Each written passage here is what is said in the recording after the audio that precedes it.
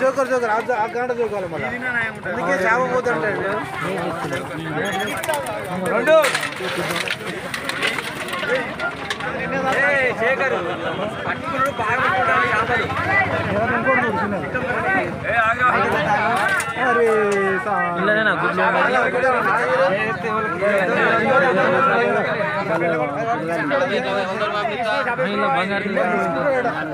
బంగారు అది పెద్దది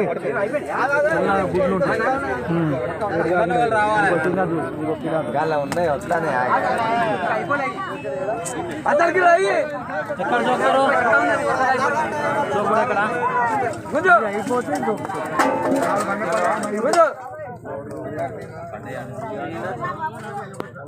సో చూడండి వ్యూయర్స్, మనకు ఫిష్ అంటే రుచికరమైన వంట. అందులో ఈరోజు 31st కాబట్టి అన్ని విధాల కొద్దిగా బిజీగా ఉంటారు. అందుకోసం అందులో చెరువు కట్ట మీద అంటే బతికిన చేపలు చాలా డిమాండ్.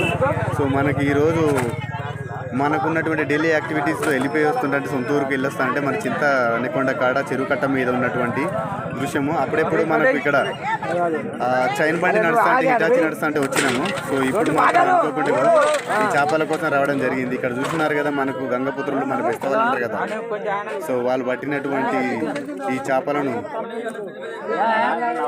సో అనుకోకుండా రావడం జరిగింది. సో నేను ఓన్లీ టెంపులే కాకుండా ఇది కూడా దేవుడి చిన్నది కాబట్టి వాళ్ళు కులవృత్తులు కాబట్టి కులవృత్తులను కూడా కొద్దిగా సపోర్ట్ చేయాలి ప్రతి ఒక్కరు.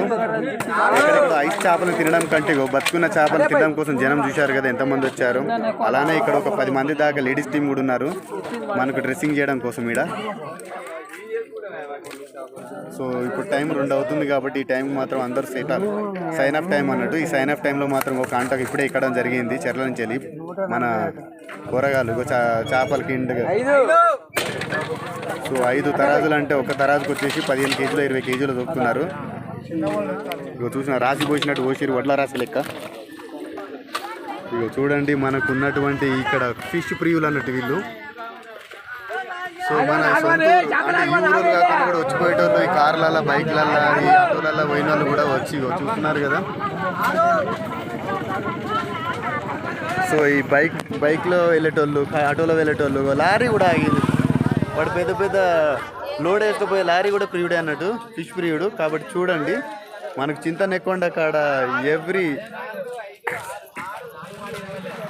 ఈవినింగ్ లేదా సాటర్డే సండే మాత్రం కంపల్సరీ